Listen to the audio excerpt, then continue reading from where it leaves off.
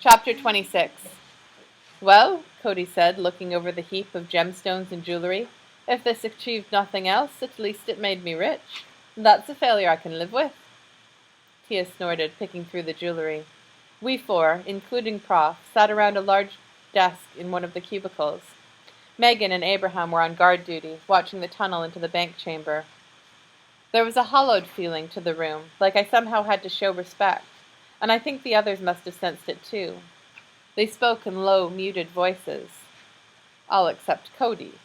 He tried to lean back on his chair as if he held up a large ruby, but, of course, the steel chair legs were fused to the steel floor. That once might have made you rich, Cody, Tia said, but you'll have some trouble selling it now. That was true. Jewelry was practically worthless these days. There were a couple of epics who could create gemstones. Maybe, Cody said, but gold remains a standard. He scratched his head. Not sure why, though. You can't eat it, which is all most people are interested in. It's familiar, Prof said. It doesn't rust, it's easy to shape, and it's hard to fake. There aren't any epics who make it. Yet. People need to have a way to trade, particularly across kingdom or city boundaries. He fingered a gold chain. Cody's actually right. I am? Cody looked surprised. Prof nodded. Whether or not we take on Steelheart, the gold we've recovered here can fund the Reckoners for a few years on its own. Tia set her notebook on the table, tapping it absently with her pen. On the other mortgage cubicle desks, we'd arranged what we found in the vault. About 3/4 of the box's contents had been recoverable. Mostly we have a lot of wills, Tia said, opening a can of cola. Stock certificates, passports, copies of driver's licenses. We could fill a whole city with fake people if we wanted, Cody said. Imagine the fun. The second largest grouping, Tia continued, is the aforementioned pile of jewelry, both valuable and worthless. If something in there affected Steelheart, then by pure volume, this is the most likely group. But it's not, I said. Prof sighed. David, I know what I mean, I interrupted, is that jewelry doesn't make sense. Steelheart didn't attack other banks, and he hasn't done anything, either directly or indirectly, to forbid people from wearing jewelry in his presence.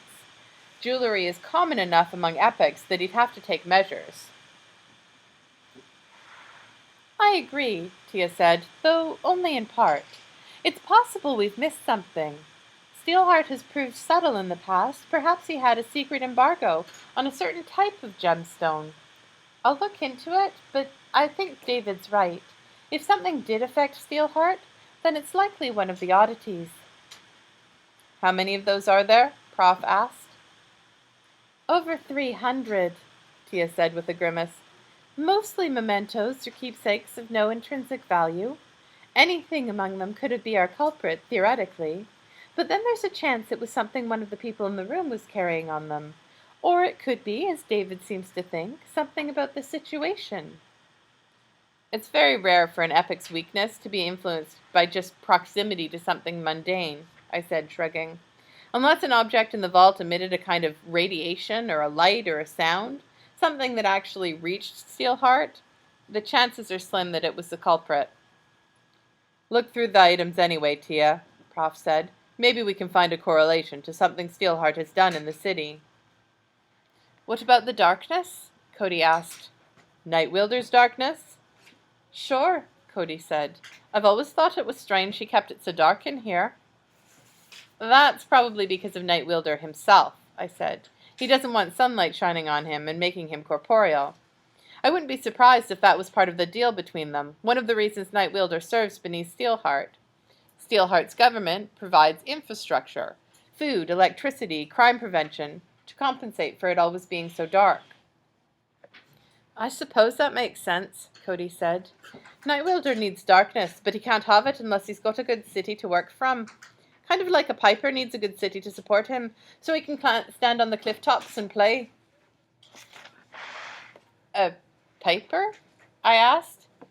Oh, please don't get him started, Tia said, raising a hand to her head. Bagpiper, Cody said. I looked at him blankly. You've never heard of bagpipes? Cody asked, sounding aghast. They're Scottish as kilts and red armpit hair.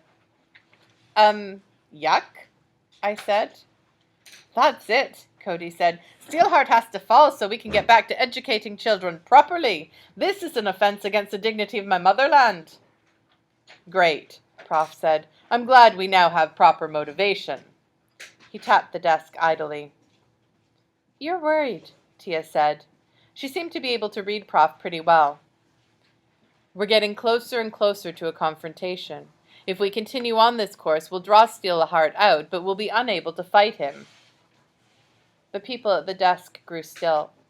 I looked up, gazing at the high ceiling. The sterile white lights around the room provided insufficient glow to reach the room's farthest corners. It was cold in this room, and quiet. When's the last moment we could pull out? Well, Prof said, we could draw him to a confrontation with limelight, then not show. That might be kind of fun on its own merits, Cody noted. I doubt Steelheart gets stood up very often. He'd react poorly to the embarrassment, Prof said. Right now the Reckoners are a thorn, an annoyance. We've only done 3 hits in his city and have never killed anyone vital to his organization. If we run, what we've been doing will get out. Abraham and I set in place evidence that will prove we're behind this. That is the only way to make sure of our victory, if we obtain one, isn't attributed to an epic instead of ordinary men.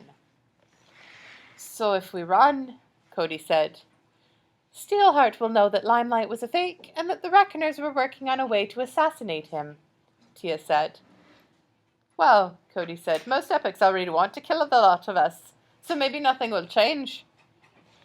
This will be worse, I said, still looking up at the ceiling. He killed the rescue workers, Cody. He's paranoid. He'll hunt us actively if he finds out what we've been up to. The thought that we tried to get to him, that we were researching his weakness, he won't take that sitting down. The shadows flickered, and I looked down to see Abraham walking up to our cubicle. Prof, you asked me to warn you when we reached the tower. Prof checked his mobile, then nodded. We should be getting back to the hideout. Everyone grab a sack and fill it with the things we found. We'll sort through them further in a more controlled environment. We got up from our seats, Cody patting the head of the dead, and still frozen, bank patron who slumped beside the wall of this particular cubicle. As they left, Abraham set something down on the desk. For you. It was a handgun. I'm no good with... I trailed off. It looked familiar. The gun, the one my father picked up. I found it in the rubble beside your father, Abraham said. The transversion turned the grip to steel, the grip and frame to metal, but most of the parts were already good steel. I removed the magazine and cleaned the chamber, and the slide and trigger still function as expected. I wouldn't completely trust it until I gave it a thorough once-over back at base, but there's a good chance it will fire reliably. I picked up the gun. This was the weapon that had killed my father. Holding it felt wrong. But it was also, so far as I knew, the only weapon ever to have wounded Steelheart. We can't know if it was something about the gun that allowed it to Steelheart to be hurt, Abraham said. I felt it would be worth digging out. I'll take it apart and clean it for you. Check over the cartridges. They should still be good, though I may need to change the powder if the casings didn't insulate against the transversion. If it all checks out, you can carry it. If the opportunity presents itself, you can try shooting him with it. I nodded in thanks, then ran to get a sack and haul out my part of what we'd found. Piping is the most sublime sound y'all have ever heard, Cody explained, gesturing widely as we walked down the corridor toward the hideout. A sonorous mix of power, frailty, and wonder.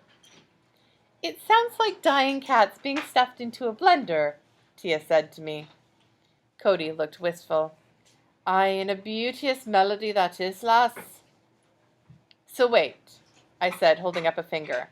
These bagpipes, to make them what was it you said? Y'all need to kill yourself with a wee dragon, which are totally real and not at all mythological. They live in the Scottish Highlands to this day. Aye, Cody said. It's important y'all pick a wee one. The big ones are too dangerous, you see, and their bladders don't make good pipes. But you have to kill it yourself, you see. A piper needs to have slain his own dragon. It's part of the code. After that, I said, you need to cut out the bladder and attach, what was it? Carved unicorn hands to make the pipes, Cody said. I mean, you could use something a little less rare, like ivory, but if you're going to be a purist, it has to be unicorn horns. Delightful, Tia said. A grand word to choose, Cody said. It is, of course, originally a Scottish term. Del coming from Dalriata, the ancient and great Scottish kingdom of myth. Why, I think one of the greatest piping songs is from that era.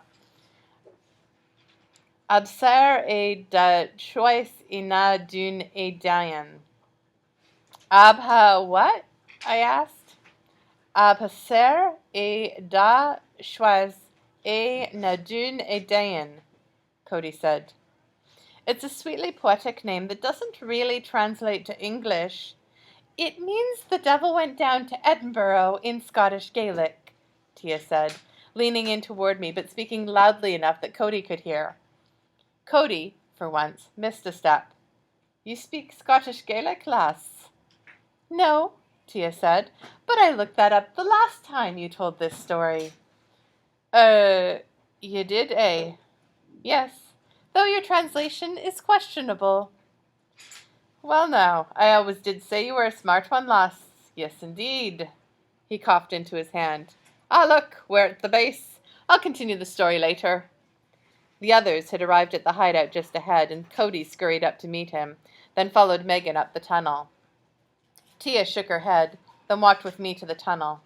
I went last, making sure the cords and cables that hid the entrance were in place. I turned on the hidden motion sensors that would alert us if someone came in, then crawled up myself. Just don't know, Prof, Abraham was saying in his soft voice. I just don't know. The two of them had spent the trip back walking ahead, speaking softly. I tried to edge up to hear them, but Tia had pointedly placed a hand on my shoulder and drawn me back. So, Megan asked, crossing her arms as we all gathered around the main table. What's going on? Abraham doesn't like the way the rumors are going, Prof said. The general public does seem to accept our tale of limelight, Abraham said. They are scared, and our hit on the power station has had an effect. They're rolling blackouts all over the city. However, I see no proof that Steelheart believes. Enforcement is sweeping the understreets. Night wielders scouring the city. Everything I hear from informants is that Steelheart is searching for a group of rebels, not a rival epic. So we hit back with a fury, Cody said, crossing his arms and leaning back against the wall beside the tunnel. Kill a few more epics. No, I said, remembering my conversation with Prof. We need to be more focused. We can't just take out random epics. We have to think like someone trying to capture the city. Prof nodded. Each and every hit we make without having Limelight appear in the open will make Steelheart more suspicious. We're giving up? Megan said, a hint of eagerness in her voice, though she obviously tried to cover it. Not by a mile, Prof said. Perhaps I will still decide we need to pull out. If we aren't confident enough about Steelheart's weakness, I might just do that. We aren't there yet. We're going to keep on with this plan, but we need to do something big, preferably with an appearance by Limelight. We need to squeeze Steelheart as hard as we can and drive that temper of his. Force him out. And we do that how? Tia asked. It's time to kill Conflux, Prof said, and bring down enforcement.